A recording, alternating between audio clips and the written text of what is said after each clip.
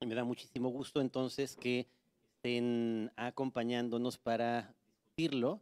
Fernando de Castro, que es el científico real de este panel.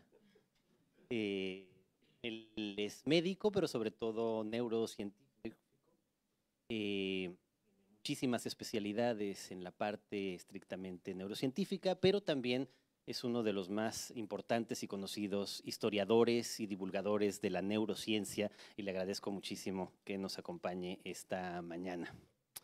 En segundo lugar, decirles de un cambio de último momento. Lina Meruane, la escritora chilena, que también ha tenido mucho interés en temas de ciencia y particularmente del cuerpo, de la visión, etcétera, se enfermó el día de ayer. Entonces quiero agradecerle doblemente a Carla Suárez, escritora cubana, que haya aceptado participar entonces en su lugar en esta mesa. Muchísimas gracias, Carla. Y que sepan que Carla, además de escritora, ella estudió ingeniería, entonces, y además estudió también guitarra. Entonces, las dos culturas reunidas, si ustedes quieren ver dónde están las dos culturas reunidas, pues están aquí en Carla Suárez. Muchísimas gracias, Carla. Jorge Comensal, también escritor mexicano. Su novela más reciente está circulando justo en estos días aquí en España, bajo el sello de Alfaguara. Pero también le han interesado temas de ciencia desde múltiples perspectivas. La neurociencia ha sido una de sus obsesiones. También nos podrá platicar sobre el proyecto que tiene actualmente de rescate del cóndor americano, así que tiene ahí una doble perspectiva científica, por un lado de la neurociencia, por el otro del conservacionismo, así que muchísimas gracias también, Jorge. Carlos Fonseca, que es escritor rico, porque es esta coincidencia rarísima de ser al mismo tiempo puertorriqueño y costarricense. Entonces, también me da mucho gusto que estés con nosotros. También le han interesado mucho temas de ciencia. Su última novela, Austral, también toca temas que tienen que ver con neurociencia, con afasia, con memoria. Entonces, creo que en este caso podemos tener una discusión muy interesante en torno a estos temas y a este disparador general de C.P. Snow y las dos culturas. Y quería preguntarles, pues justamente partiendo de esto, ¿ustedes cómo ven en este momento esa relación entre el mundo de las humanidades y del arte, por un lado, el mundo de la ciencia, por el otro, en términos generales, y luego iremos conversando sobre distintos temas que derivan de esto? Y pues le voy a dar la palabra a nuestro científico real y no a nuestros científicos imaginarios que están en esta parte del escenario. Fernando, muchas gracias. Hola, buenos días. Bueno, muchas gracias a vosotros y a ti, Jorge, por la invitación y así por lanzarme al ruedo tan rápido ahora que estamos en Isidro. ¿Cómo lo veo? Yo creo que en este mundo de prisas, lo único que se genera es que cada vez todo se separe más. Y se separe más porque hay menos tiempo para conocer más cosas. O sea, hoy en día todo es prisa y todo es rendimiento, y ese rendimiento muchas veces tiene que ver con tu modus vivendi, o sea, con ganarte los garbanzos, por decirlo de alguna forma. Entonces muchas veces pues la gente no quiere nada más que involucrarse en algo que le vaya a generar un beneficio directo en su carrera. Y eso lo ves incluso con los estudiantes, ¿no? Yo cuando empecé la tesis doctoral estaba deseando que mi jefe me dijera, oye, ¿quieres que escribamos una revisión, un pequeño ensayo que no fuera directamente de tu tesis?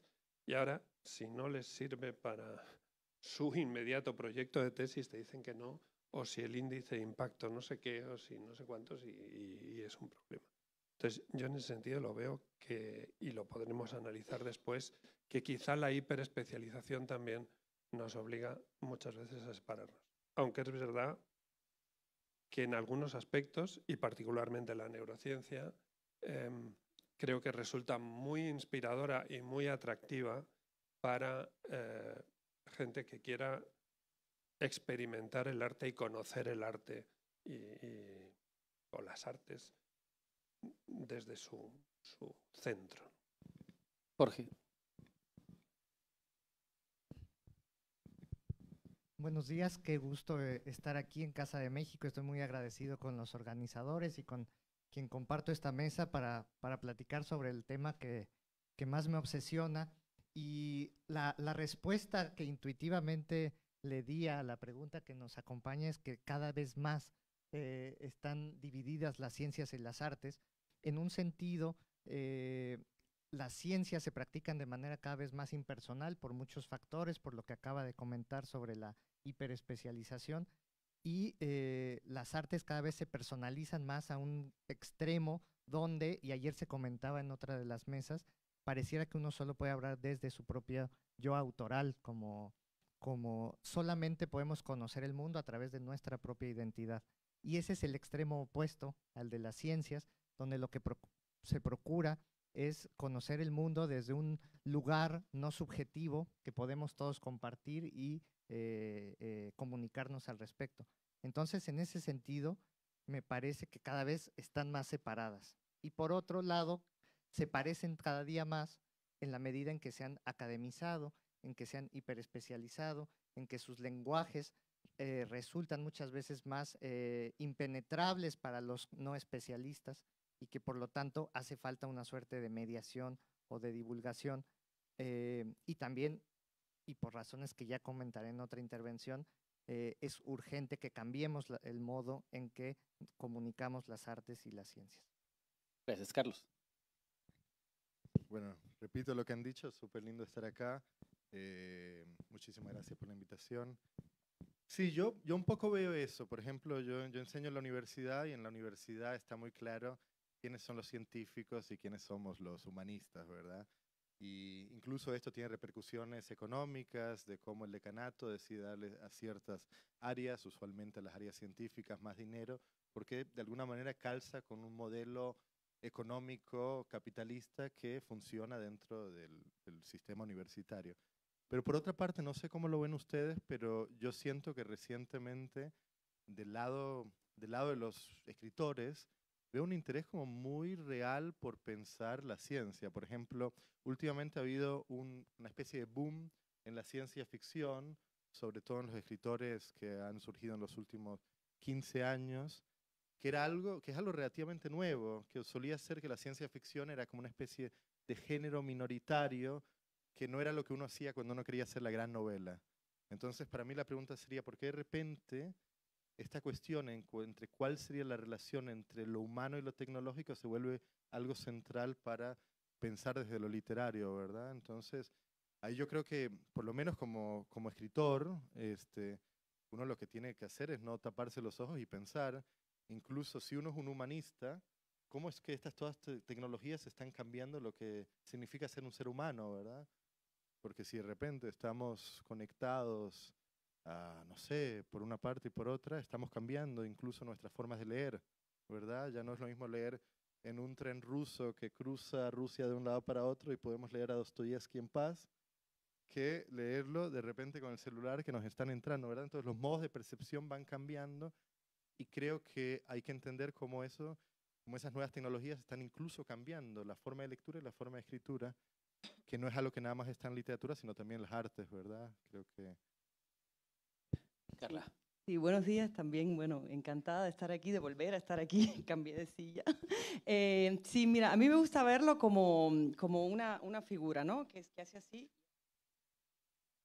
Estrecha otra vez.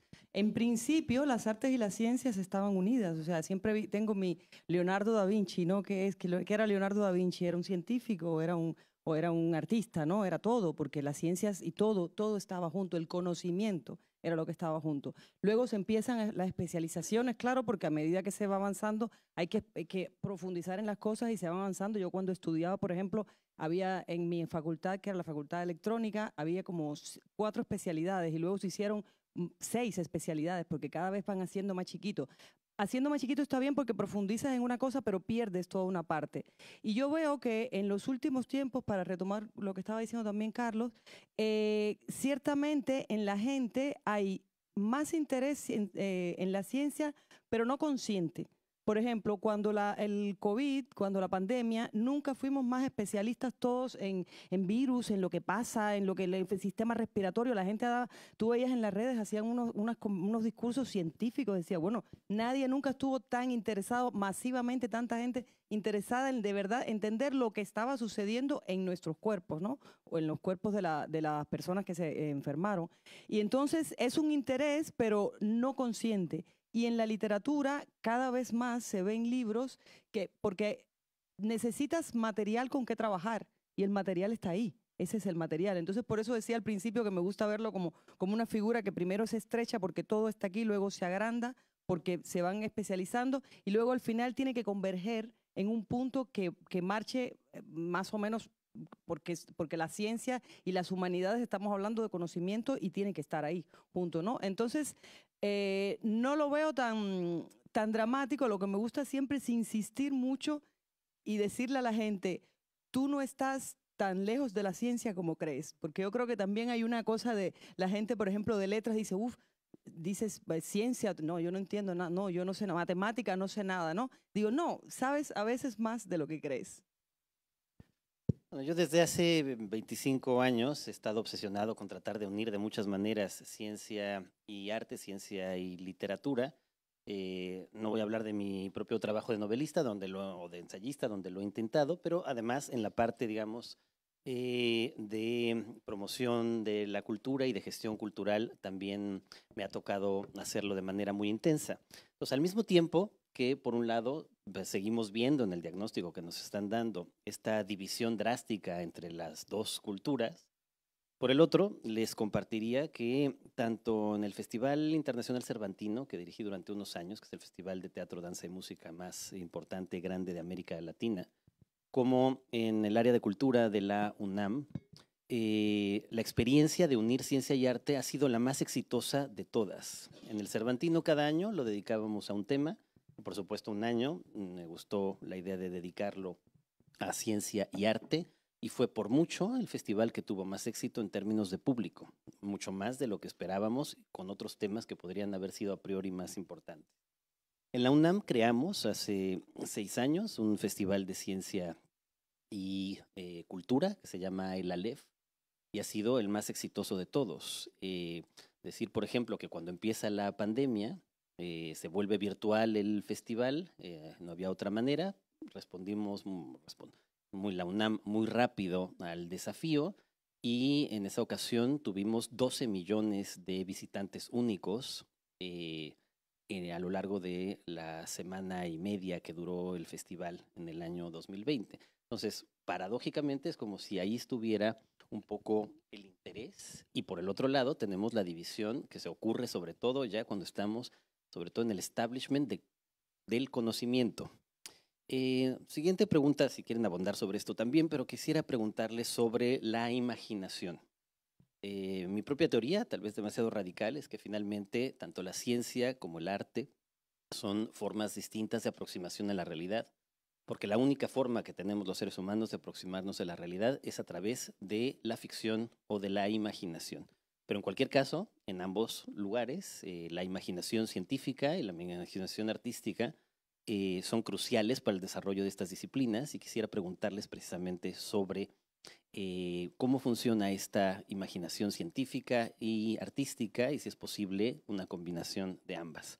Ahora sí, quien quiera empezar. Jorge quiere empezar, se ve. Ya sabía. A mí el tema que, a partir de lo que mencionaste de mi interés por las neurociencias, el tema que realmente me atrajo a ellas y me obsesionó fue el de la conciencia, el de la experiencia subjetiva, de por qué se siente de cierta forma, percibir un color, un aroma, lo que sea. Los qualia. Los qualia, tema que realmente es misterioso, es enigmático, es polémico y que ha atraído a científicos de otras áreas que, movidos tal vez por la arrogancia, por la ibris y por el deseo de saber, han dejado sus disciplinas de origen, como Francis Crick, el codescubridor del ADN, como Gerald Edelman, premio Nobel de Medicina, como Roger Penrose, premio Nobel de Física. Todos ellos han creído que podían abordar y resolver ese problema que le llaman los filósofos de la mente, problema duro de la conciencia, de por qué y cómo la actividad de 80 y tantos mil millones de neuronas genera lo que nosotros vivimos como experiencia consciente. Me encantaría saber sus posturas al respecto, pero para mí, una de las cosas en las que he visto que hace mucha falta el arte para el diálogo entre, digamos, la ciencia, el público y los propios científicos que investigan este tema es simplemente para comunicar el problema, porque realmente hasta ahora la ciencia no ha podido decir nada al respecto. Y hay quienes dicen, claro que sí, está resuelto, lo entendemos perfectamente, y los filósofos les responden con objeciones, en fin. Pero bueno, finalmente no hay forma de comunicarnos científicamente sobre lo que se siente oler la canela y por qué es diferente oler canela que oler excrementos. Por supuesto podemos decir uno es agradable y el otro desagradable, sí, pero ¿en qué consiste eso? Ahí es donde la literatura y muchas otras formas de trabajo artístico son necesarios. La complejidad parece ser irreducible hasta el momento y la misma naturaleza del problema exige, llama a que uno recurra a habilidades poéticas, a figuras literarias, a todo tipo de recursos de comunicación literaria para simplemente poder hablar sobre esto. Y realmente es un problema que a mí me emociona y es es la orilla del abismo del conocimiento, en mi opinión. ¿Quién quiere seguir, Fernando? Creo que el gran punto, o uno de los grandes puntos de confluencia entre ciencia y arte es precisamente la neurociencia. Y creo que vamos a hablar bastante de ese tema hoy aquí, ¿no? Pero yo sí tengo la misma idea de que la imaginación y la creatividad están en el punto de muchísimas actividades, bueno, de prácticamente todas las actividades humanas, y desde luego de las artes y desde luego de las ciencias, en el sentido en que te preguntas cosas o quieres responder a cosas o simplemente expresas cosas.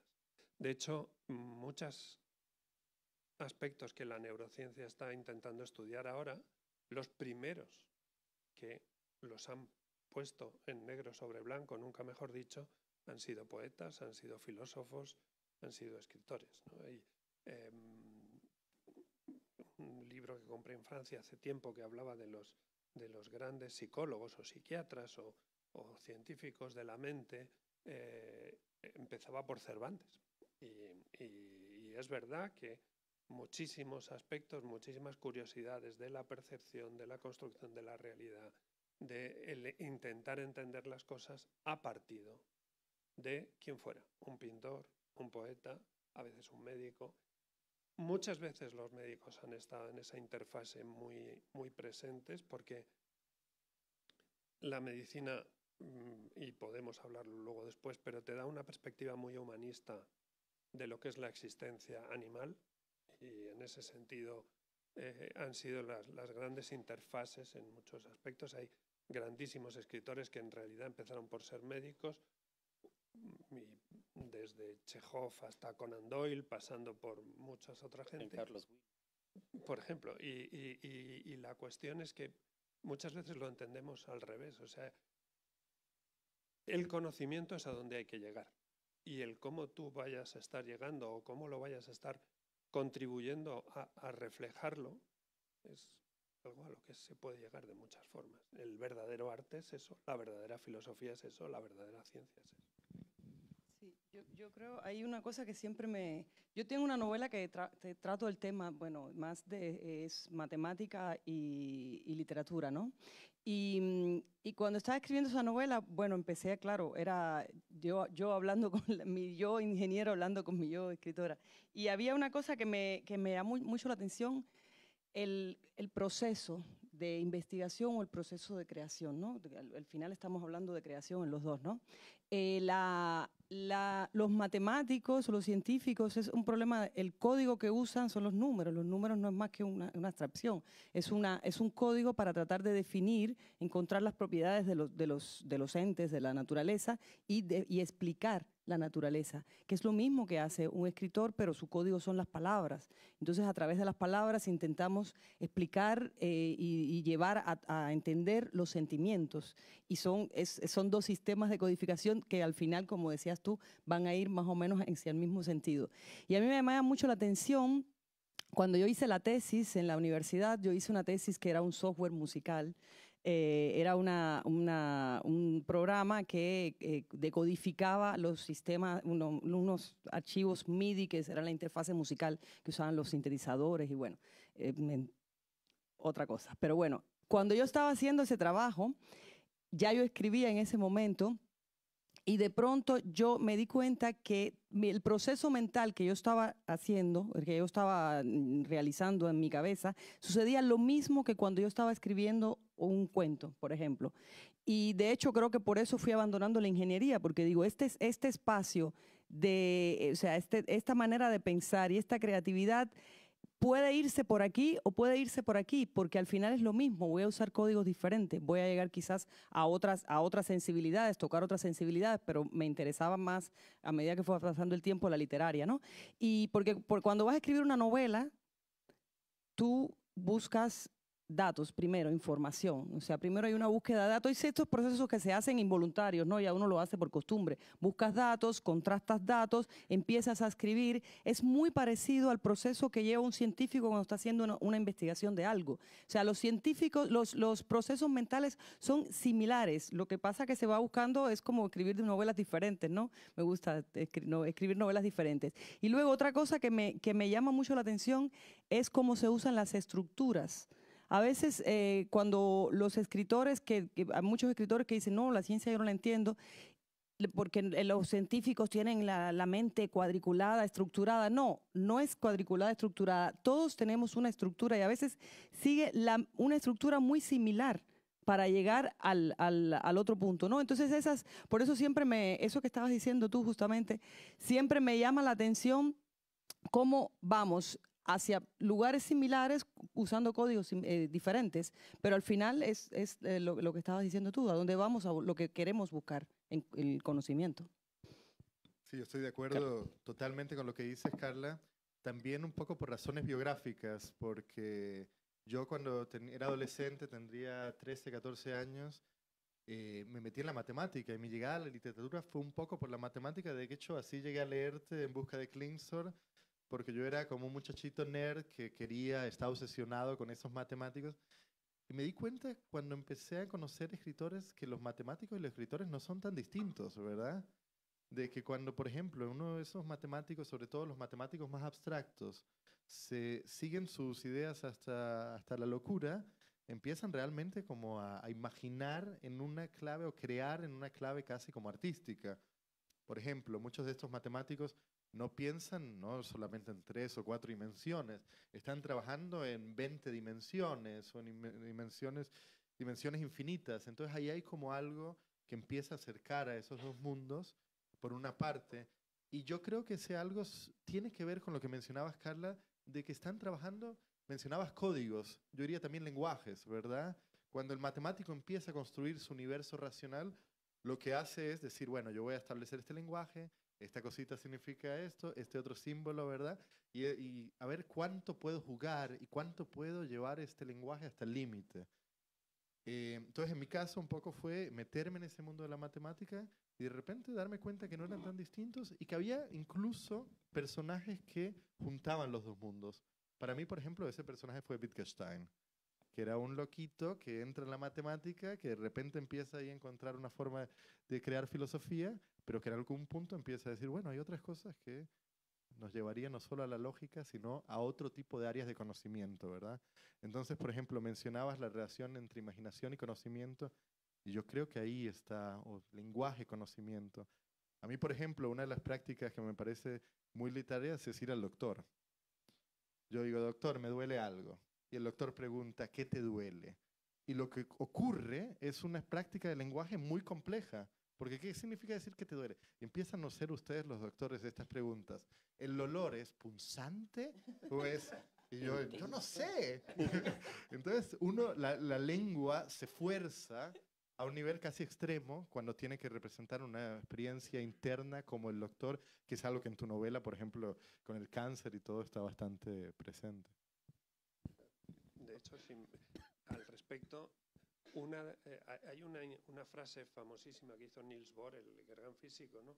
En un momento dado, cuando estaban en los albores de lo que era la física cuántica y muchos descubrimientos que hoy parece que los conocemos de toda la vida, pues Niels Bohr dijo que cuando se hablaba de átomos había que hacer poesía, porque realmente lo que se conocía en ese momento, y recibió muchas críticas por ello, pero él sabía perfectamente lo que decía. De hecho, Niels Bohr era un hombre enormemente metódico, ¿no? Cuando en los congresos científicos él recibía todas las preguntas y al día siguiente le reservaban un tiempo para contestarlas, porque él decía que había que meditar todas las preguntas que se le hacían. No es como ahora que parece que si no respondes de inmediato es que eres un ignorante, ¿no? Y recibió muchas críticas por ello. Y él utilizó ese lenguaje poético de decir, estamos conociendo los albores y realmente aquí ahora lo que necesitas es imaginación. Y para agregar algo rápido sobre la imaginación y esto que les comenté de la conciencia, a mí lo que más me ha interesado a lo largo de los años de manera consistente ha sido... Lo dice Jorge como si tuviera 78, pero bueno. Por dentro sí los tengo. Quien me conozca sabe que sí, por dentro sí los tengo. Ha sido tratar de imaginar la experiencia más otra que se pueda, es decir, no solo la experiencia humana, sino la experiencia animal. Y para ello es muy necesario la ciencia como aproximación a qué sentidos tienen otras especies. Por ejemplo, qué rango del espectro de la luz ven las abejas, que ha sido una de las especies sobre las que he escrito. Entonces ellas ven las flores en tonos absolutamente distintos a los que podemos ver los seres humanos y que no podemos en principio imaginar cómo se ve un espectro de la luz, pero hacer el esfuerzo conduce a experiencias, a estados alterados de conciencia que modifican nuestra sensibilidad. Y lo he tratado de hacer con aquellas especies que estén más lejos de la nuestra, como la anguila ciega yucateca, un pez que vive en los ríos subterráneos de la península de Yucatán, carecen de ojos, carecen de oídos y tienen otros sentidos como los murciélagos, que son famosos en la filosofía, también las langostas, en fin, tratar de imaginar a partir de lo que me puede decir la ciencia sobre cómo son los sentidos de otras especies, qué se siente ser ellos. Casi me gustaría comentar cada cosa que van diciendo cada uno y aquí poner sobre todo, claro, el murciélago de Searle y decir que para mí, al revés de lo que él piensa, la literatura consiste justamente en saber lo que es ser un murciélago, ¿no? Otra apunte, no quiero presumirles, pero en la escuela, desde primero de primaria hasta segundo de preparatoria, la materia en la que mejor me iba era matemáticas. Cuando opté por las humanidades, de pronto de un día para otro me las arrebataron. O sea, ya no había matemáticas en el bachillerato una vez que estudias humanidades y desde luego ya ni en las facultades de Derecho ni de Filosofía y Letras había. En la UNAM en los últimos años he ido a los que se llaman allá consejos académicos de área para argumentar que tiene que haber matemáticas en la Facultad de Filosofía y Letras para cada una de las carreras y se enojan muchísimo conmigo cada vez que lo digo. O sea, ni siquiera del otro lado, no solamente del lado de la ciencia frente a las humanidades, que me parece que incluso hay una aproximación mucho mayor, pero acá era casi como un sacrilegio decirles que debe haber matemáticas para quienes estudian literatura y para quienes estudian filosofía y para quienes estudian historia. Pero vamos al problema que Jorge más quiere, que es el problema de la conciencia, el problema difícil, el hard problem de los neurocientíficos, porque creo que efectivamente ahí hay un primer punto de contacto muy claro, sobre todo con la literatura. La filosofía cognitiva y la neurociencia se valen todo el tiempo, además de fantasías, para tratar de argumentar en torno a estos temas. Entonces crean ficciones en torno a ello. Uno que a mí me gusta particularmente es la idea del zombie filosófico, ¿no? La idea de que en realidad No tenemos ninguna prueba, yo no tengo ninguna prueba, aunque ustedes los vean aquí tan inteligentes comentando, no tengo ninguna prueba de que ellos tengan una conciencia semejante a la mía. O sea, da la impresión de que son zombies filosóficos, solo parece que tienen conciencia, pero yo no tengo ninguna prueba absoluta de que la tengan. Y por el otro lado, si los seres humanos y desde los primates evolucionan de esta manera, tiene que ver con el desarrollo de lo que llaman también los científicos cognitivos, teoría de la mente, que en el fondo es imaginar a partir de ciertas condiciones que los otros tienen acción y tienen por lo tanto probablemente una conciencia semejante a la nuestra. Y creo que hay pocas pruebas tan claras de eso como la literatura misma. O sea, si en algún lugar podemos ver la conciencia expresada y no simplemente intuida, es cada vez que leemos un libro. No necesariamente un libro en primera persona, un libro también escrito en tercera, de todas maneras está mostrando ahí un desarrollo de la conciencia. Me parecería que ahí habría un claro terreno común entre lo que es investigar la conciencia y por el otro lado, escribir la conciencia. Carla. Estaba aquí, estaba tomando notas, pero no las puedo leer. O sea, estaba en lo que decías, pero que parte de lo que decía Fernando antes, de lo de la demostración. Justamente estaba hablando Fernando, estaba pensando en esto y ahora tú acabas de decir esto. Una diferencia que yo veo siempre entre la ciencia y la literatura es la demostración, justamente. El punto está en la demostración. Los científicos, o bueno, o más, yo estoy más en la parte más tecnológica, ¿no? Necesitas, o sea, solo existe lo que está escrito en un papel demostrable. O sea, lo demás es literatura. Tú hablabas de la explicación poética, ¿no? Lo mismo, yo siempre pongo este ejemplo porque es un sujeto que usé mucho para esta novela que estaba hablando de Antonio Meucci, que fue el inventor del teléfono y no fue reconocido hasta 150 años después, porque cuando habló en el juicio para demostrar que él había descubierto, que él había investigado, o sea, había creado un aparato, un artefacto que comunicaba la voz por vía eléctrica, lo hizo 15 años antes de Graham Bell. Y cuando Graham Bell tuvo la patente del teléfono, Antonio Meucci hizo todo un proceso para que reconocieran, exigir, decir que él había sido anterior. Hicieron un juicio tremendo y entonces él explicó su invento, pero habló en italiano, no había traducción, había un traductor, pero tradujeron las palabras. Y eso se quedó en simple literatura. Era un poeta italiano, loco, que estaba hablando, que había hecho un invento, que como si fuera, no sé, Julio Verne, estaba haciendo literatura y nunca le creyeron. Y entonces por eso él pasó a la historia, no pasó a la historia, simplemente Bell sí tenía demostración científica, circuitos, cosas que demostraban qué es lo que había hecho. Y solo 150 años después se encontraron en unos archivos olvidados la copia, la transcripción de los circuitos que él había dibujado, y entonces solo por un cuadrito así que tiene una resistencia aquí, un no sé qué así, solo eso fue lo que pudo demostrar que él estaba diciendo verdad. La literatura, y tú decías, o sea, los sentimientos, la verdad está ahí, en la novela. Dices, ¿es demostrable? Sí, es demostrable porque yo también lo siento.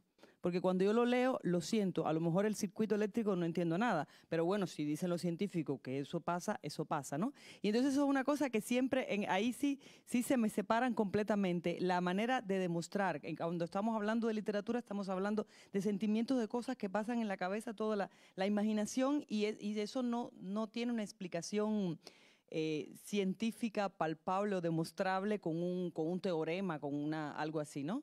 Y bueno, eso quería decir en lo que estaban diciendo. Y otra cosa, decirte a ti, que a ti te quitaron las matemáticas, pero a mí me quitaron la filosofía, o sea, a mí me quitaron, cuando estudias ingeniería te quitan todas las humanidades, y entonces te vas a buscar a los libros, claro.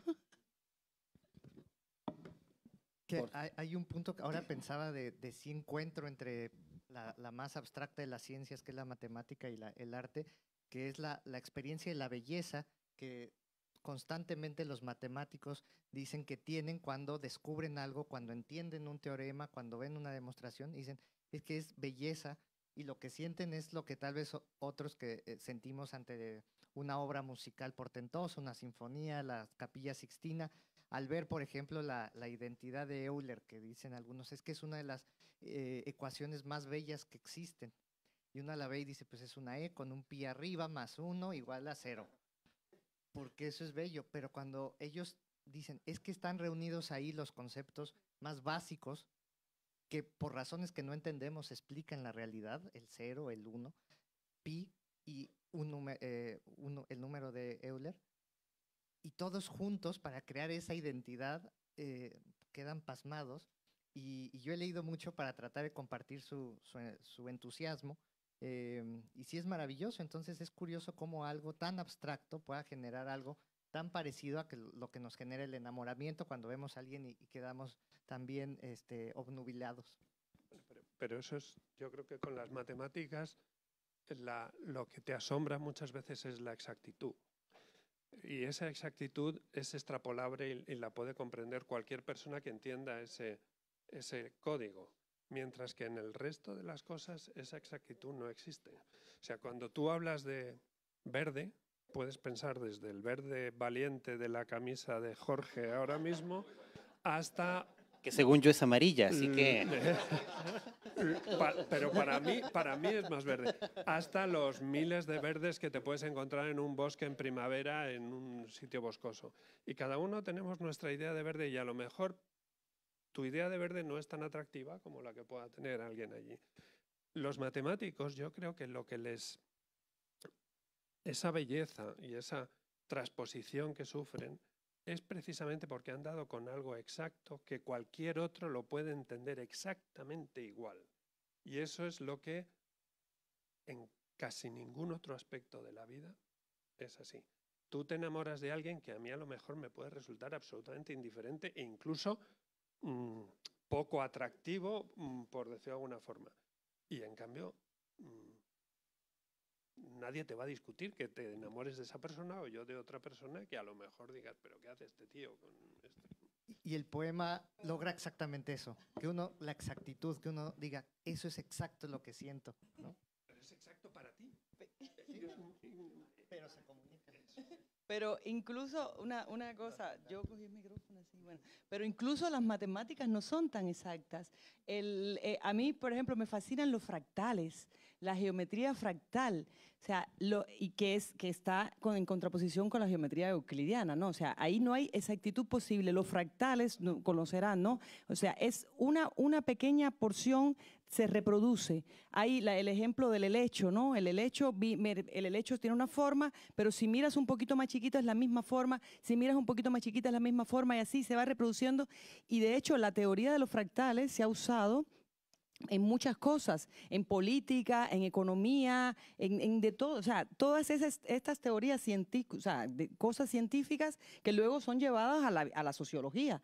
Y a mí los fractales siempre me maravilla, ves, por ejemplo, y se usa mucho tú hablabas del festival que hacías, en las artes plásticas. Las artes plásticas, y ahora, hoy por hoy, todo está lleno de cosas científicas, ¿no? Que claro, de pronto te apropias de eso, lo veías como una cosa, no, eso es cosa de los señoras y señores serios científicos, ¿no? Y de pronto dices, no, porque es la vida, me está hablando de la vida, ¿no? Y entonces utilizas esto para crear arte y belleza y bueno, y cada cual ya lo interpretará a su manera. Claro, las teorías de los fractales es lo único que puede explicar los rizos de Carla Suárez. Quisiera preguntarles ya en su experiencia particular, en el caso, digamos, de este lado de la mesa, ¿cómo los ha inspirado a cada uno de ustedes la ciencia en su propio trabajo artístico como escritores? Y preguntarle a Fernando, en su trabajo como científico, ¿en qué medida te ha servido el arte y la literatura? Bueno, quería decir algo muy breve sobre el asunto de la conciencia. Por ejemplo, Carla, tú mencionaste la palabra vida, ¿verdad? Para mí una de las cosas que siempre está en juego en la literatura y en su relación con la ciencia es qué hacemos, sí, con la conciencia, pero cómo juntamos la información con la experiencia, ¿verdad? Cómo de repente en un mundo en el cual estamos inundados de datos, de información, un poco como data overload, cómo transformamos eso en experiencia, en vida, ¿verdad? En algo que de alguna manera tenga como un relato un poco más unitario. Entonces, yo creo que ahí un poco viene el poder de la ficción, o el poder no de la ficción en el sentido de mentir, sino la ficción en la posibilidad de construir un relato que unifique esa información que si no sería un poco fragmentaria, ¿verdad? Y, por ejemplo, uno está acá y para sentirse como uno se siente, probablemente la mente le está contando un montón de relatos que le hacen a uno sentirse exactamente que uno es la persona. Cuando se caen esos relatos, ahí ocurre el trauma, ocurre cualquier cosa, ¿verdad? Entonces yo creo que de alguna manera esa relación entre información y conciencia está siempre mediada ya por la ficción, por la literatura, por la escritura, independientemente de que uno sea escritor o no, ¿verdad? Yo me he traído el libro este precisamente para contaros una cosa al respecto. Y es una cita de Berenson, ¿no? Donde dice, está hablando de Henry James y en un momento dado dice que, como siempre, todos los grandes artistas se entregan a sus peculiares fraudes. Y dice, hasta Vermeer con su milagrosa quietud que corta el aliento. En Vermeer incluso la luz tiene mágica fraudulencia. Y a fin de cuentas, ¿qué es la magia sino un inspirado y hermoso fraude? Y dice, solo Cézanne se abstiene de toda clase de trucos y manipulaciones. Recuerde que también Rembrandt tenía sus trucos y manipulaciones. Dice, en fin, ¿qué son las pasiones y desesperaciones de los grandes artistas? Trátese de Rembrandt, de Miguel Ángel o de nuestro querido Henry James, sino grano para el molino de sus inspirados y nobles fraudes. O sea, en realidad es verdad vamos, en realidad, primero, la realidad es la realidad de cada uno. Muy pocas veces vamos a poder compartir una realidad completamente y realmente uno de los problemas es la falta de exactitud, lo cual te permite mucha creatividad y te permite ofrecer muchas cosas, pero esas cosas muchas veces no tienen por qué tener el eco que tú piensas que va a tener. De hecho, hay veces que tú crees que has tenido una gran idea y esa gran idea de pronto a la gente le parece una estupidez, y por contra hay veces que cosas que te parecen bastante banales, de pronto todo el mundo está muy contento con ellas, ¿no? Y yo creo que eso tiene parte que ver de esa percepción, de esa digestión que tú haces de lo que tú estás queriendo observar y de cómo luego lo reexpresas o lo que te ha querido decir a ti. Regreso ahora un poco a tu pregunta, Jorge, no se me olvida. Bueno, como comentaba un poco, para mí las ciencias fueron fundamentales, pues salí de ahí. De hecho, llegué a la universidad con una beca que me dieron por matemáticas. Entonces, después, cuando cambié, quedaron un poco defraudados, pero aún así mantuve ese interés, sobre todo por las vidas de los matemáticos. Esto que mencionabas antes de la belleza, ¿verdad? Ese punto en donde ya la realidad de la ficción matemática empieza como a confundirse, me quedó muy presente, y mi primera novela es un poco como inspirado en ti, Jorge, de un matemático. Me interesaba un matemático que se llamó Alexander Grothendieck, que tiene una vida exorbitante. Los padres batallaron en la revolución bolchevique, después judío atraviesa la Segunda Guerra Mundial, mueren, que cae en un orfanato, pero aún así se convierte en uno de los grandes matemáticos del siglo XX. Tratando de hacer una especie de teoría total, pero lo que me interesaba era que al final de su vida, como muchísimos matemáticos, se vuelve un gran excéntrico, un ermitaño que se aísla a los Pirineos franceses e intenta crear como una especie como de enciclopedia total. Entonces narro un poco desde ahí, y narro un poco desde ahí regresando a lo que mencionabas antes, Carla, de que esta división entre ciencia y literatura es relativamente reciente.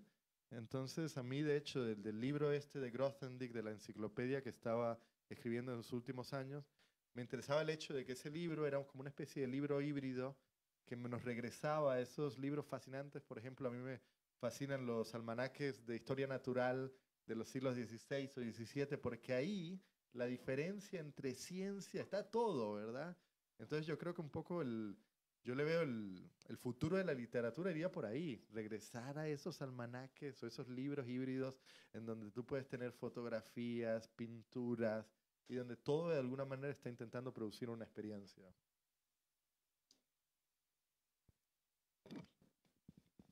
Yo he intentado explorar literariamente, por ejemplo, la difícil certeza científica de que el tiempo no es igual para todos, sino que el tiempo es una dimensión a la cual nos movemos, cada cuerpo se mueve distinto y por lo tanto puede pasar esas paradojas de la ciencia ficción, donde un viajero intergaláctico regresa a su lugar de origen y resulta ya ser más joven que sus propios hijos, que han vivido en la Tierra muchos más años que ellos viajando por el universo.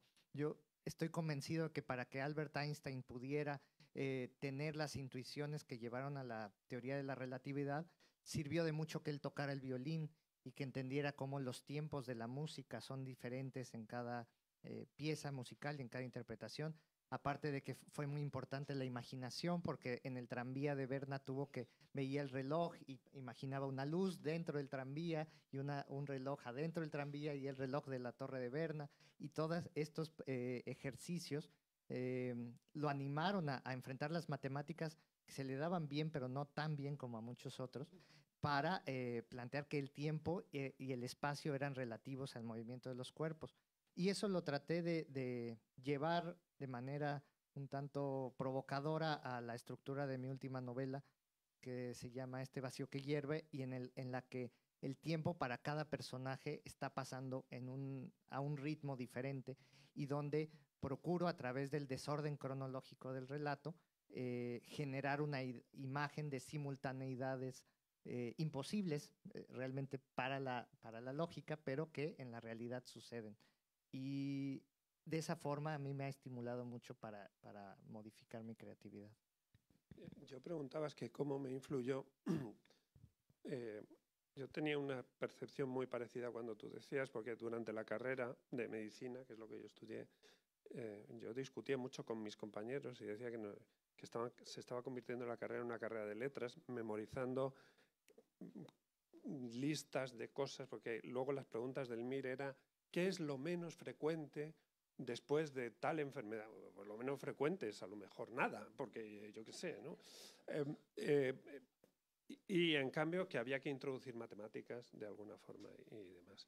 Y de hecho eso fue un poco lo que me hizo llevar un poco hacia la ciencia, ¿no? Básicamente era el sentirme libre, libre de poder hacer otras cosas, libre de poder buscar otras cosas y libre de poder interpretar el tema. Y ahora dentro de la ciencia, lo que me interesa muchas veces de las artes es precisamente el seguirme sintiendo libre. O sea, tú ahora cuando mandas un artículo científico a publicar, pasa por unos revisores y esos revisores muchas veces cada vez son menos motivantes, en el sentido en que te mejoran el asunto, sino que muchas veces son muy frustrantes y muchas veces son muy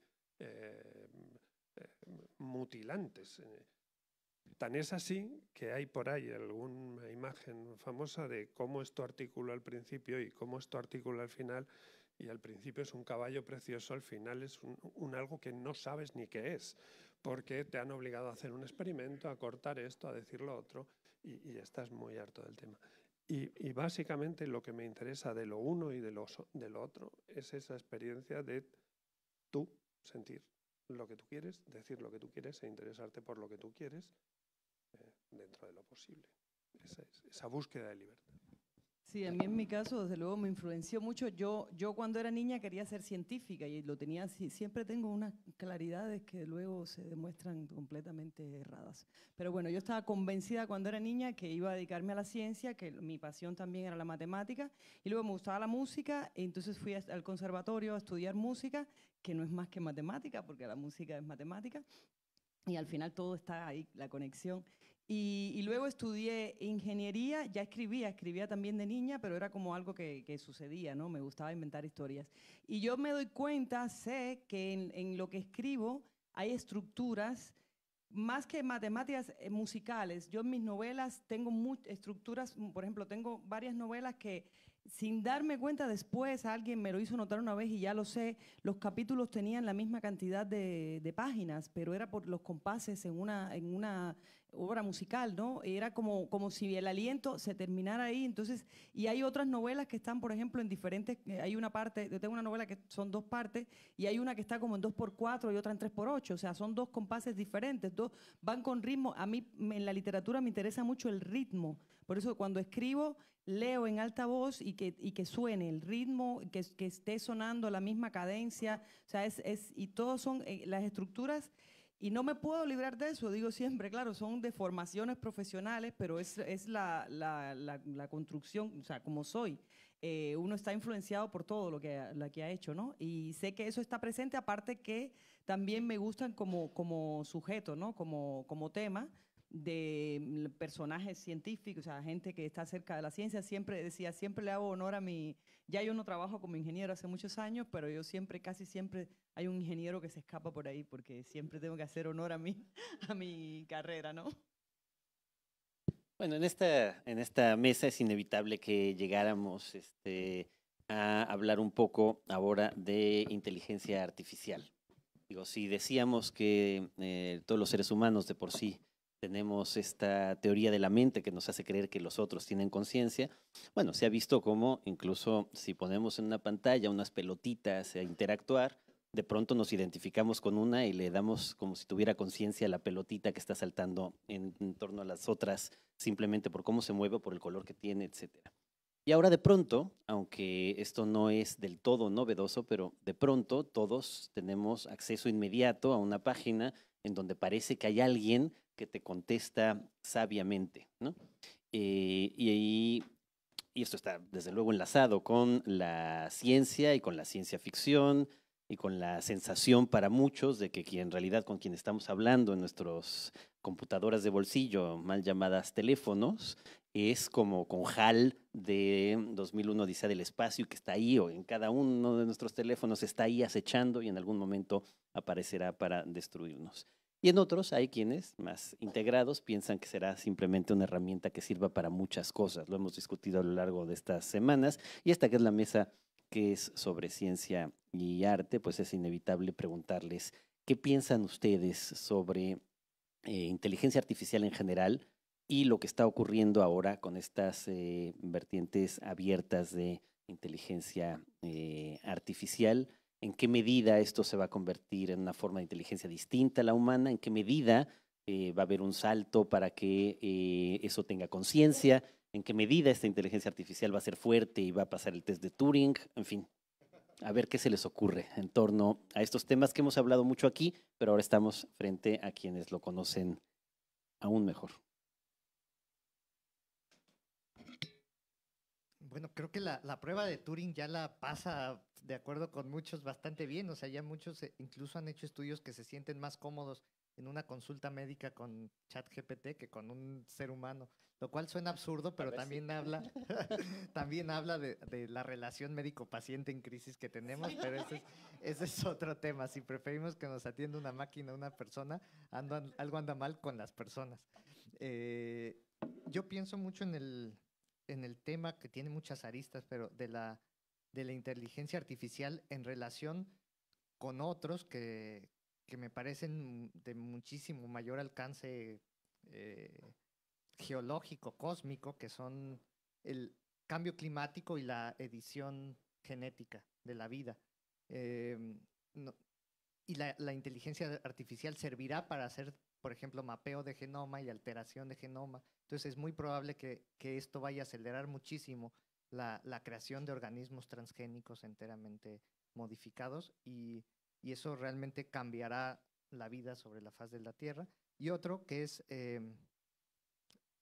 se puede ver cómo los cambios climáticos a lo largo de la historia de la Tierra han generado los mayores trastornos de la forma de la vida, y ahora está pasando el cambio más rápido que se puede haber registrado. Entonces, en este siglo vamos a ver cómo el mundo, tal vez no lo veremos nosotros directamente, pero el mundo va a cambiar más que nunca, tal vez. Y ante eso, tal vez querramos frenar, cambiar, adaptarnos. hay que hacer muchas cosas y ojalá podamos usar esas herramientas para enfrentar eso, ¿no? Que donde realmente empieza un mundo enteramente distinto de lo que podemos imaginar y tal vez incluso estas herramientas de cálculo nos ayuden a hacer predicciones más claras. Incluso podría ser que el cambio climático no sea de la magnitud que esperamos, que lo dudo, pero estas calculadoras, porque en última instancia eso es la inteligencia artificial, calculadoras que hacen nuevas cosas. Y entonces tal vez nos ayude a ver con más claridad el futuro y tal vez en 2 años sí nos diga esa calculadora cuando metamos datos, que sí, que en 2080 la temperatura será 4 grados centígrados más alta y por lo tanto el mundo va a tener ya un aspecto que no podemos concebir. Claro, ahí es, justo el otro día, ahora y yo estábamos hablando de un poquito de eso, ¿no? Es cada vez que hay un cambio, cada vez que ha habido un cambio, hay siempre una preocupación, ¿no? Y porque, claro, las máquinas, y es la vieja pesadilla de la ciencia ficción, ¿no? Del mundo dominado por las máquinas. Y el problema siempre, la discusión creo que a lo largo, en todas las épocas es la misma, ¿qué va a hacer el ser humano? Porque seguimos siendo los seres humanos nosotros.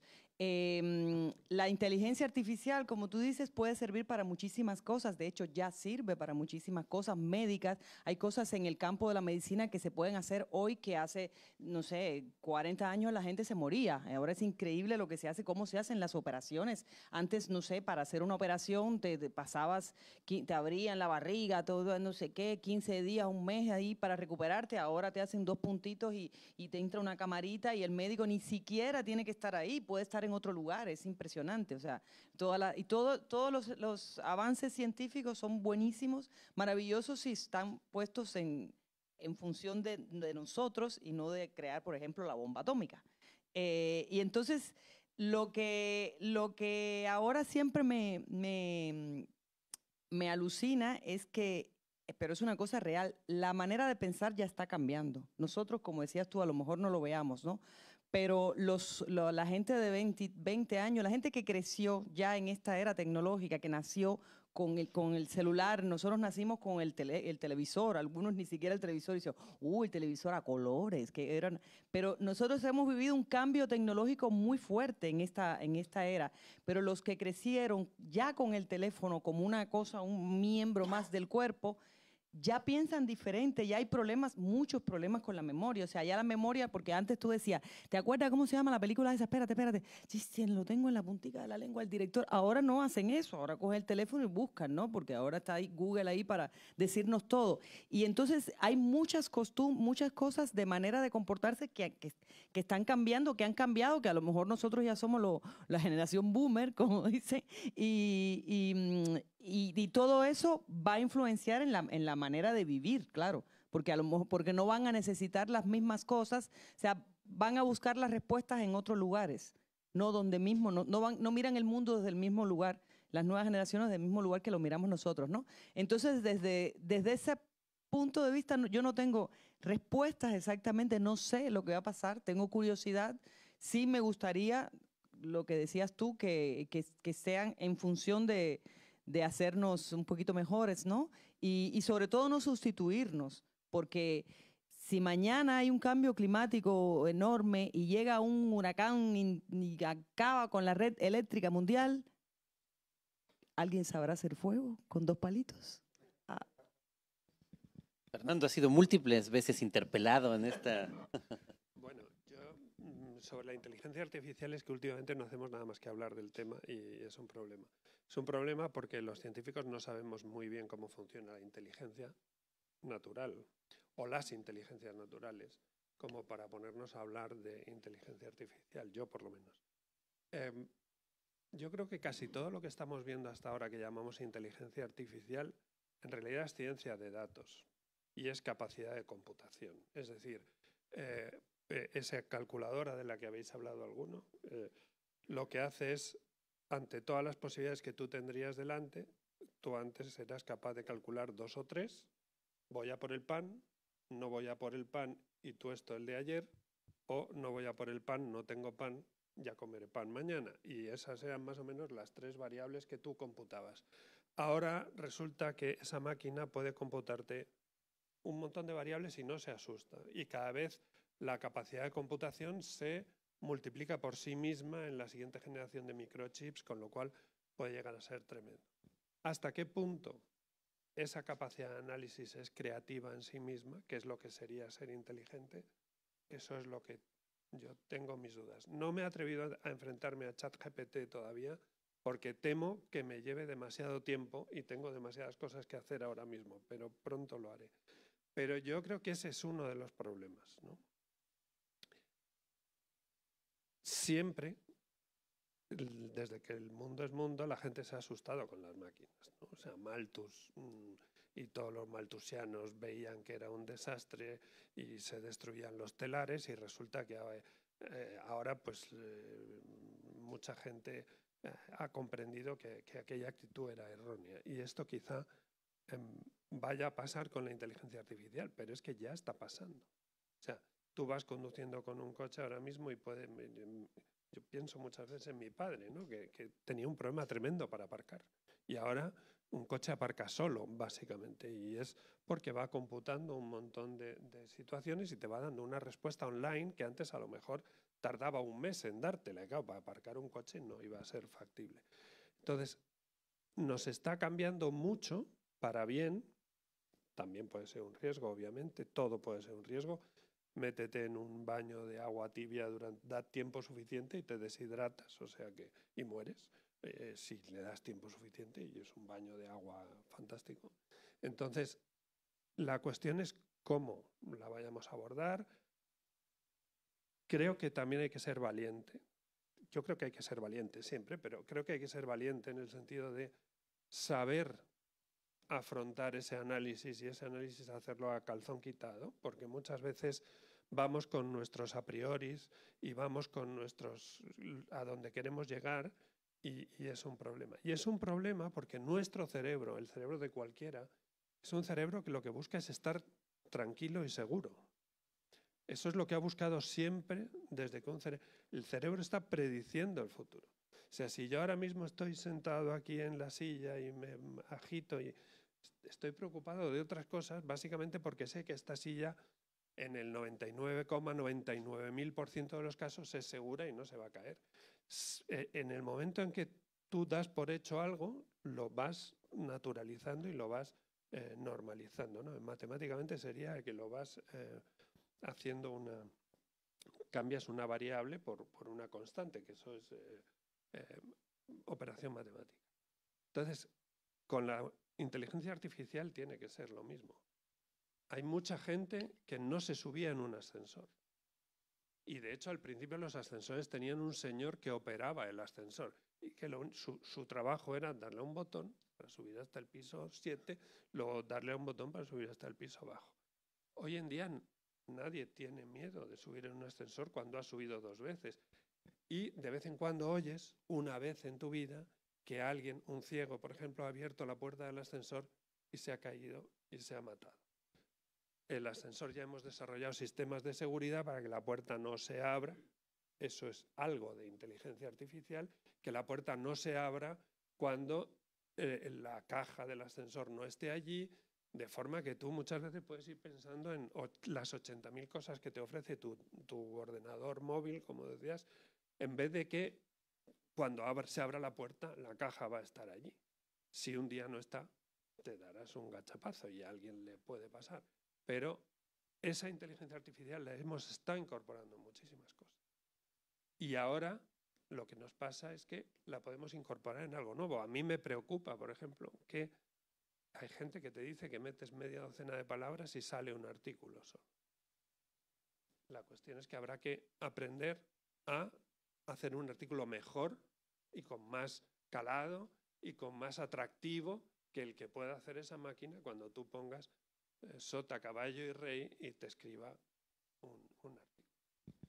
Sí, a mí también me interesa muchísimo lo que han comentado ustedes sobre las ansiedades que de repente empiezan a surgir en torno a estas máquinas, ¿verdad? El otro día un amigo mío por WhatsApp me manda un mensajito y abajo dice Game Over, se acabó el juego. Y yo cliqueo a ver qué es lo que me ha enviado.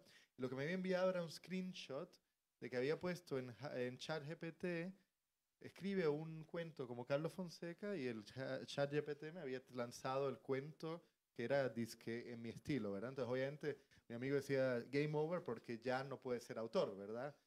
Eso obviamente era un chiste, pero un poco yo creo que ahí lo que hay que hacer es lo que sugerían, de que hay que verlo como parte de un proceso mucho más largo de cambios tecnológicos que han forzado a la literatura o a los autores a renovar cómo piensan lo que hacen, ¿verdad? Por ejemplo, Carla, tú mencionabas que a raíz de ciertos cambios tecnológicos la gente piensa distinto, ¿verdad? Y yo creo que incluso podríamos pensar o decir que a raíz de todos estos cambios tecnológicos también empezamos a crear distinto. Y esto no es algo nuevo, un poco como mencionaba Fernando. Cuando de repente surge, no sé, la imprenta, empieza a crear uno distinto. Cuando empiezan a surgir formas de reproducir mecánicamente la realidad, como no sé, la fotografía, de repente los que hacían paisajes tienen que cambiar cómo hacen paisajes, ¿verdad? En el caso incluso de los autores, cuando de repente surgen prácticas de collage, ya la vieja idea de ser original en el sentido de que yo soy un genio empieza a cambiar, ¿verdad? Entonces yo creo que más que ver ahí como un camino sin cerrada de game over, ¿verdad? Se acabó el juego, ya uno no puede ser original o autor en el mismo sentido. Lo interesante sería, ok, entonces qué juegos se abren, y hasta dónde podemos llegar, ¿verdad? Dentro, obviamente, de parámetros éticos que serían también relevantes. Aquí en el festival, a lo largo de estos días, hemos estado usando ChatGPT y poniendo a cada uno de los autores y viendo qué tal escribe cada uno en su versión virtual. Bueno, para terminar, antes de las preguntas del público, un último rápido ejercicio.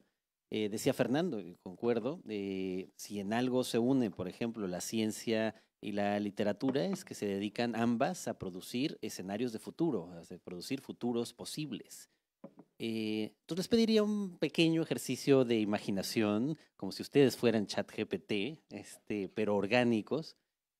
No demasiado tiempo, porque sabemos que eso se pierde, pero yendo desde lo que ustedes conocen ahora o imaginándolo como ciencia ficción, ¿cómo imaginan algunas cosas que puedan imaginar ustedes de cómo va a ser el mundo en 50 años en todos estos temas que hemos tocado a lo largo de esta mañana? Unos cuantos puntos de imaginación a 50 años.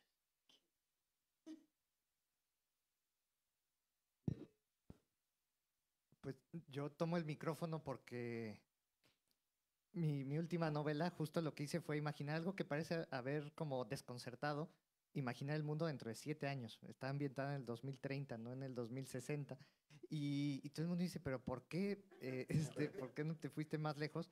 Y porque pienso que de algún modo es mucho más difícil de imaginar el mundo tan cerca que tan lejos, porque simplemente al 2080 podríamos especular de manera muy, muy libre sobre cómo será, imaginar escenarios muy diferentes, pero cuando haces el ejercicio de imaginar el 2030, empieza a costar más trabajo porque te involucra ya. O sea, ya te das cuenta cómo todo lo que estás haciendo ahora tiene que ver con lo que va a pasar en ese momento. Y las distancias largas nos hacen a veces sentir liberados de la responsabilidad de involucrarnos activamente y decir, no, pues el mundo, en ese momento ya el mar va a estar 2 metros más arriba del nivel del agua que ahora. Y por lo tanto, la geografía de todas las ciudades y países será distinta y toda la geopolítica habría cambiado y demás, que es algo que creo que será así, pero es tan distinto que pareciera que nosotros somos absolutamente impotentes ante ello.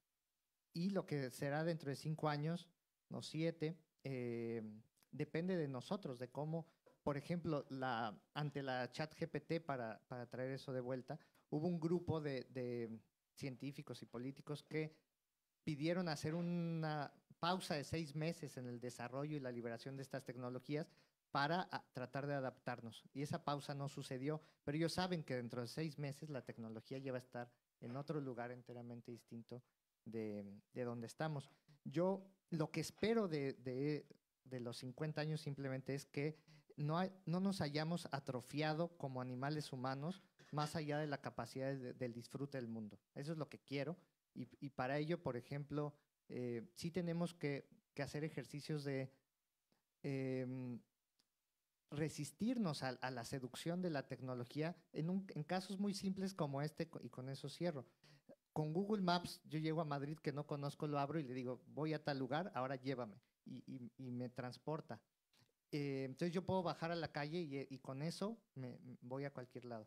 Pero si lo apago e intento decir, bueno, el sol está allá, entonces el norte está para allá y yo tengo que caminar para allá, y hago ese ejercicio, creo que no se atrofia tanto mi orientación y entonces habito el espacio de otra manera, y la ciudad de Madrid adquiere personalidad y rostro propio, y la conozco, a diferencia de ser un lugar ambiguo de calles similares en las cuales simplemente me muevo automáticamente porque me lleva ChatGPT como un animal domesticado, ¿no? Entonces yo simplemente espero que no nos domestiquemos a nosotros mismos hasta el punto de que dejemos de reconocernos como seres humanos y de tocarnos y demás.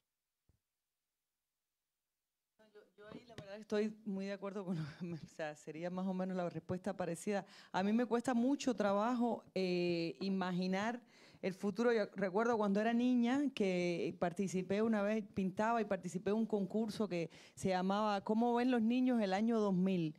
Y bueno, y yo pinté una cosa y todos los niños veían el año 2000 con paz en el mundo y todo el mundo feliz y todo el mundo contento. Empezó el siglo con guerras y no sé qué, wow.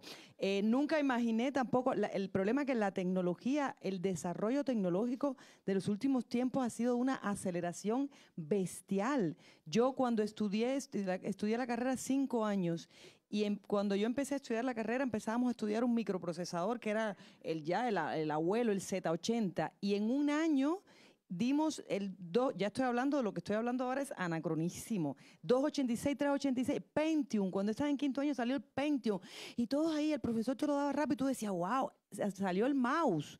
Entonces decía, wow, ¿qué es esto? Yo estaba también, hacía cosas de robótica, me interesaba la inteligencia artificial. No tenía capacidad para imaginar que de pronto aquí en un día, digo, yo ando con un teléfono siempre viejo, claro, porque no lo puedo cambiar cada 6 meses. Entonces, ha sido un desarrollo tan bestial que la tecnología va más rápido que la capacidad de nosotros de recepcionarla. Nosotros no entendemos ni la mitad de las cosas que puede hacer un teléfono, por ejemplo, y ya viene otro, ya viene otro. Entonces, visto el panorama, yo no puedo imaginar cómo va a ser de aquí a 50 años. Puede ser que sea o sea, todo un desarrollo súper más elaborado que ahora. Puede ser que finalmente venga el meteorito, estamos haciendo fuego con el palito, como decía antes, ¿no? Pero por eso me voy a la respuesta tuya, que lo único que puedo hacer es esperar que suceda, o sea, que seamos un poquito más inteligentes. Hay mucha gente ahora, y eso es una cosa buenísima, de mucha gente joven que ya está interesándose por estos temas, que es el futuro, o sea, porque es el mundo para ellos, ¿no? Entonces, bueno, me uno a tu respuesta. Bueno, yo sobre el futuro solo puedo expresar una creencia como si fuera casi religiosa, en el sentido en que yo creo que el mundo va a ser mejor, aunque a lo mejor no me gustará. Quiero decir, todo el mundo, y lo sabemos, cualquier tiempo pasado fue mejor, eso le ha pasado a todos los humanos desde que tenemos memoria, pues seguramente nos pase a nosotros también. Pero yo creo que el mundo en su conjunto será mejor. Es verdad que me preocupan 2 cosas que aquí no hemos tocado y que creo que son los 2 grandes retos que desde mi punto de vista son necesarios para que ese mundo sea mejor. Por un lado, la educación y por otro lado, la concentración de población.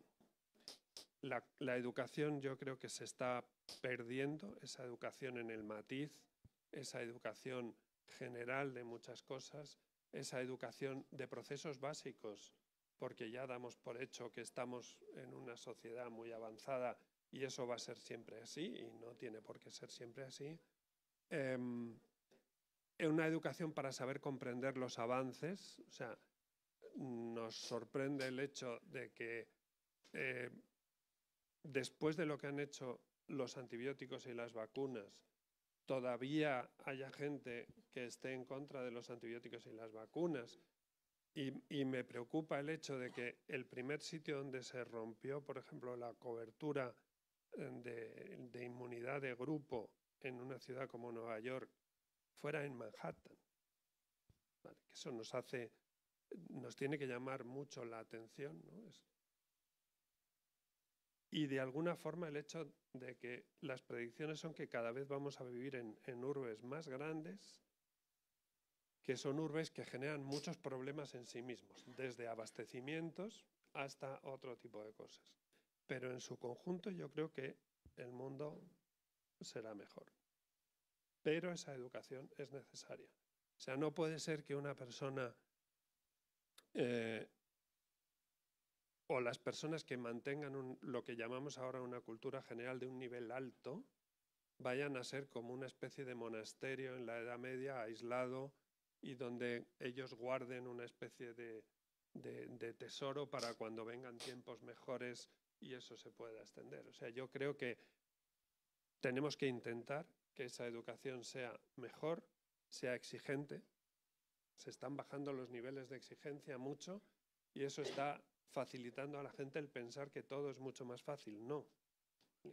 Y es algo que es un problema. Y luego el problema de la concentración de población, que yo creo que muchos de los problemas de cambio climático o de calentamiento global, que es lo que yo creo que hay, derivan básicamente de esa concentración de población y de aproximaciones pacatas a ese tipo de problemas.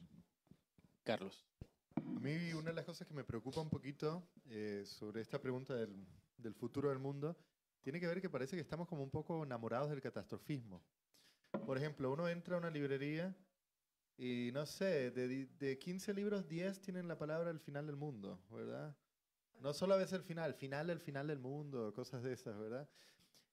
Lo cual está muy bien que veamos los peligros, pero no que lo convirtamos en algo sexy, en algo que nos queremos contar a nosotros mismos y que acabe de alguna manera tapando las salidas posibles o los futuros posibles que mencionabas, ¿verdad? Entonces, yo creo que hay que, por una parte, ver la catástrofe inminente, pero también pensar más allá de ella, ¿verdad? Entonces, incluso con las novelas de ciencia ficción que están surgiendo, siempre son distopías, ¿verdad? Entonces, yo creo que ahora tal vez el gesto más radical sería pensar una utopía, más allá de la ingenuidad que podría ser una de esas, pero ¿qué significaría eso? Entonces, yo creo que ahí obviamente como la ficción tiene un rol fundamental, pero obviamente pensarla también en relación a la ciencia.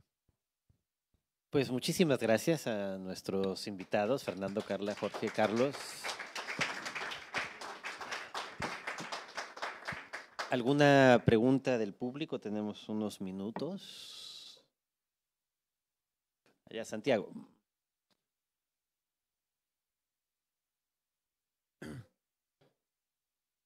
Buenos días. ¿Me escuchan? ¿No? ¿No me escuchan? Hola. No se oye por la puerta. Bueno, muy interesante. Muchas gracias por las ideas y por los comentarios. A mí me surge una pregunta, pues probablemente muy ingenua. Precisamente con esta última idea que trabajaron, que es el futuro, 50 años. Y es preguntarles cuál es el objetivo, es decir, cuál es el objetivo, por ejemplo, de la tecnología y de la ciencia. El del arte pareciera un poco más claro, tal vez producir belleza, producir conocimiento a través de la belleza. Y eso es algo que más o menos no se ha movido en muchas décadas, probablemente siglos. ¿Por qué un artista crea? Por necesidades personales, por supuesto, pero también el arte en general tiene un objetivo de transformar en belleza y en conocimiento una serie de experiencias que muchas veces son traumáticas. Pero ¿cuál es el objetivo de la ciencia? Es decir, ¿es mejorar la vida del ser humano? ¿O hay una carrera en este momento, digamos, o se convirtió en una expresión del capitalismo y es una carrera económica? Porque si ya le tenemos miedo a la ciencia y a la tecnología, entonces, ¿cuál es el punto de quiebre ético? Y cuál es básicamente ese, ¿cuál es el objetivo? ¿Qué podemos esperar los seres humanos? Ya sabemos más o menos qué podemos esperar de un artista, ¿Qué podemos esperar entonces hoy de un científico? A contestarle. Primero con lo más corto, ¿vale? No creo que los artistas tengan más claro hacia dónde van. Y no creo que la búsqueda de la belleza sea lo que está imperando en muchos sectores del arte hoy en día. De hecho, la belleza en realidad es la verdad. Y parte de la búsqueda de la no belleza está precisamente porque hay muchos artistas que están en contra de lo que podría ser una verdad, ¿vale? Eso, hay gente que escribe sobre el tema y no voy a entrar sobre esa historia. Sobre qué busca la ciencia tiene un sistema, hay lo que muchas veces se llama como ciencia básica. Yo no estoy en absoluto de acuerdo con esa distinción, que es buscar el conocimiento por el conocimiento. Y ese conocimiento por el conocimiento es sobre cualquier cosa que esté a nuestro alcance e incluso muy lejos. Hoy tenía que estar aquí Carlos Briones y no hemos hablado, por ejemplo, de los conocimientos no solo de nuestro universo, sino de otros universos, ¿no? que se están haciendo. Entonces es conocer por conocer, y eso es el leitmotiv de la ciencia. Es un conocimiento que además es meramente transitorio, porque pasado mañana vendrá un conocimiento científico mejor o más acertado o más perfeccionado, o simplemente que diga que lo que yo he descubierto hasta ahora era falso, y entonces esa ciencia es como progresa. Y luego hay una ciencia que llamamos aplicada, o que se llama aplicada, que yo insisto, estoy en contra de esa división. No creo que la ciencia haya que ponerle más apellidos que bien hecha o mal hecha, el resto de cosas no es otra, nada más, donde en un momento dado estamos sacando aplicaciones que puedan ser beneficiosas para el ser humano o que estén impactando en nuestras sociedades. Pero que eso muchas veces no sabemos cuándo es, ni cuándo va a impactar. Yo a los dirigentes políticos y no políticos que muchas veces me hablan de investigación translacional, le digo, mire usted, la investigación está bien hecha y de vez en cuando traslaciona, pero cuando alguien quiere hacer investigación translacional porque quiere llegar a la sociedad, está llegando tarde, porque esa investigación no sabes cuándo va a traslacionar. Hay que hacerla bien, hay que hacerla con el mayor rigor posible, y es a donde hay que llegar. Pero la ciencia, desde que el ser humano no tenía conciencia de lo que era la ciencia, siempre lo que ha hecho ha sido buscar conocimiento y con ese conocimiento buscar una hipotética aplicabilidad en un momento dado de las cosas. Y así pues vieron pues, que unas maderas flotaban mejor que otras, y estamos hablando probablemente de hace 20.000 años, ¿no? Y si alguien quería cruzar una determinada... ¿Por qué esa persona quería cruzar en vez de quedarse aquí, que es donde estaban todos? ¿Por qué querían ir al otro lado? ¿Qué certeza tenían de que ahí iba a haber más peces, o iba a haber más agua, o que en esos árboles que veían a lo lejos iban a estar mejor? Simplemente buscar y conocer. Y ese es el principio de la ciencia. Y lo demás no es nada. O sea, los miedos que tenemos con la ciencia y los apellidos que se le ponen a la ciencia, yo creo que es un error en sí mismo. Entonces, lo que habrá que ver es intentar saber que esa ciencia se está haciendo con rigor, correctamente, y estar constantemente analizando qué es esa nueva frontera a la que llegamos, qué consecuencias positivas y negativas pueden tener. Pero no creo que sea el leitmotiv propio de la ciencia el decir vamos a hacer tal cosa. Eso es más propio de la ingeniería. La ingeniería lo que hace es utilizar el conocimiento científico actual que tú tienes para resolver un problema. Yo tengo que hacer un puente para pasar al otro lado, y ese puente lo construye alguien que sabe aplicar esa ciencia para que ese puente sea más largo, más seguro, que permita que pase un tren, o mañana que pase 1 millón de personas corriendo a la maratón de Boston. Nadie se ha planteado hacer un puente para que corra 1 millón de personas por encima, pero luego resulta que se puede hacer. Gracias, Sandra, y luego allá. Gracias. Qué mesa deliciosa. La verdad que la he disfrutado muchísimo, así que muchas gracias. Y pensaba varias cosas, me acordaba de ese libro que era tan importante en una época que se llama Física para Poetas y que leíamos siempre quienes elegimos la literatura o la poesía, ¿no? Y tú, Fernando, lo que quiero decirte es que una cosa que podrías hacer es escribir novela policial o novela de crímenes, porque ya hablaste, me quedé con la idea, eso de que pones a alguien en una tina de agua tibia y si está el tiempo suficiente se muere, deshidratado además, eso. Y después el ciego que se cae por el ascensor también me pareció. Pero más allá de eso, el tema de la educación, vinculado con el tema ético, ¿no? Porque por ahí salió la palabra ética, que me parece fundamental en este caso, y pienso si habría que volver de alguna manera al trivium y al quadrivium, si habría que volver a esa conjunción de conocimiento, por lo menos en una primera etapa, porque me pasó lo mismo, yo también quería seguir estudiando matemáticas también, que no me las quitaran por haber elegido la literatura, aunque nuestros estudiantes lo que dicen en el 90% de los casos es que estudian literatura porque no hay matemáticas en la carrera, ¿no?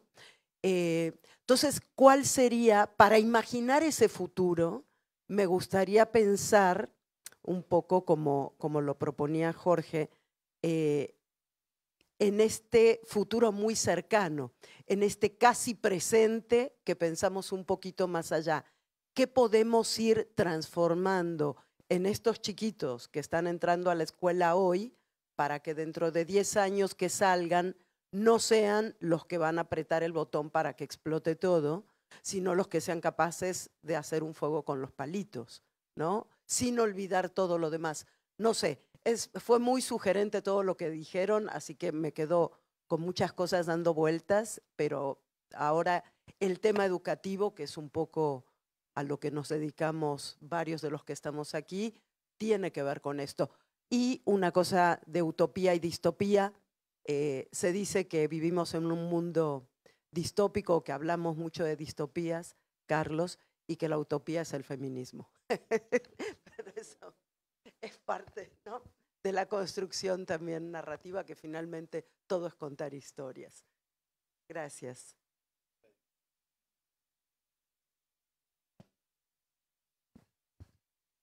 Bueno, me encantó la mesa, estuvo increíble. Dos cosas. Bueno, quería hacer una pregunta, pero ahorita que hizo la pregunta Santiago, que me encantó, porque claro, para el que hace algo, siempre se pregunta por el propósito, no de lo que él hace, sino de lo que él hace el otro, y al otro siempre le resulta una perogrullada el que le pregunte, pero ¿para qué es esto, no? Y me acordé de un chiste de Mafalda, que Quino a mí me parece un genio, en todos los sentidos, filosófico, ético, científico, en donde van caminando Felipito y Mafalda, y Felipito agarra una tuerca o algo así. Y Mafalda le pregunta que para qué lo agarra. Le dice, porque todo sirve para algo. Y Mafalda se voltea y le dice, pero nada sirve para todo, ¿no? Y el otro, pues como siempre es muy existencialista y se angustia, lo tira. Entonces, sí, claro, pues nada sirve para todo, ¿no? Entonces, creo, y en ese sentido va la pregunta que yo les quería hacer. Desde que vi el programa y vi la pregunta, ¿continúan divididas las ciencias y las artes? Me pregunté dos cosas. Una, si habían estado en algún momento divididas, y si divididas realmente, digamos, si hay un científico que no esté apasionado por el arte, o si hay un artista que no tenga un interés por la ciencia, no forzosamente la ciencia, porque también yo soy científico social y a los científicos sociales siempre o sea, incluso me ha tocado científicos naturales que dicen, pero la antropología no es ciencia, ¿no? O sea, es esta separación. Entonces, ¿qué tanto realmente han estado divididas? O más bien, se ha intentado dividirlas una y otra vez, y las artes y las ciencias y la filosofía persisten en no verse divididas, ¿no? Eso independientemente de la especialización, que es otra cosa, creo, ¿no? Entonces, una pregunta, si creen ustedes que en algún momento realmente han estado divididas las ciencias y las artes, en el sentido de que si alguien que hace ciencia no está constantemente, por ejemplo, los filósofos de la ciencia hablan de los valores epistémicos, y la belleza llega a ser un valor epistémico que divide a veces entre una explicación y otra, ¿no? O la coherencia o la consistencia o cosas que antes se pensaba que nada más la verdad era la que distinguía. Entonces, si han estado o no divididas las ciencias y las artes realmente. Yo pensé en un ejemplo de un científico que no comprendía el valor de las humanidades y era Stephen Hawking, que no una, sino 2 veces dijo que la filosofía había muerto y que ahora las ciencias habían tomado la batuta, el relevo en la búsqueda de las respuestas más importantes y más profundas. Lo dijo con su voz robótica en una conferencia y en Google, y lo puso por escrito en el universo en una cáscara de nuez, así que realmente estaba convencido de que la filosofía había muerto. Y a mí eso me comunica que él claramente cree que simplemente la descripción del universo físico va a responder las angustias existenciales que tenemos sobre el sentido de la vida, la búsqueda de los valores, para qué trabaja un ser humano, a dónde va y por qué vale la pena levantarse por la mañana, ¿no? Eso no lo puede responder la ciencia. Puede decir qué mecanismos evolutivos nos mueven mecánicamente, pero no puede convencernos de ellos y animarnos a actuar. Entonces ese es un ejemplo y que yo creo que muchos comparten. También es responsabilidad de la filosofía y tal vez de muchas humanidades que nos hemos tal vez enclaustrado y desdeñado a otras disciplinas y a otros que están respondiendo esas preguntas de una manera que tal vez en este encuentro no nos parece tan valiosa, y lo pensaba ayer también en las mesas sobre la lectura y quiénes son los escritores. Están los libros de Osho, de Deepak Chopra, que sí son comprados y leídos por cientos de miles de personas que abordan, que ofrecen respuestas tal vez muy simples, prefabricadas y que no nos gustan, pero que están involucrados con eso. Y entonces que tal vez debamos salir de esa burbuja para tratar de realmente hablar de otra manera, ¿no? Y que no crean los científicos que la filosofía ha muerto. Bueno, Es filosófico. Bueno, yo creo que es que muchas veces tomamos como una especie de pontificación lo que dice una persona que ha tenido una carrera sobresaliente en cualquier ámbito de la vida y entonces parece que puede pontificar de todo. Eso ya con los contertulios de radio y de televisión ya eso llega al máximo, porque parece que de pronto eran todos virólogos, de pronto son todos expertos en Ucrania o mañana en el genocidio rohingya, ¿no? Y en inteligencia artificial. En la inteligencia artificial. Yo creo que, en efecto, es muy raro encontrarte un gran científico en la historia que no haya tenido una práctica artística también asociada. Es muy difícil, ¿vale?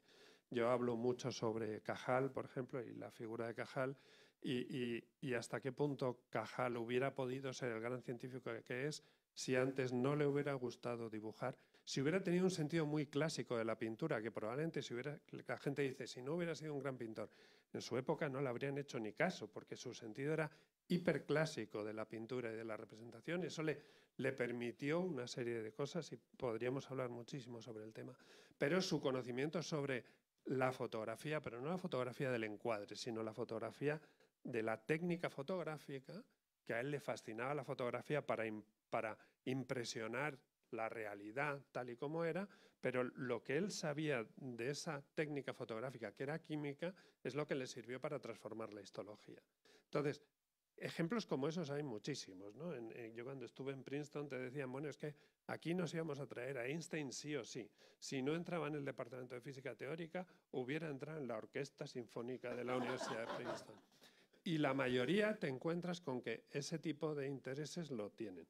Muchas veces lo ocultan.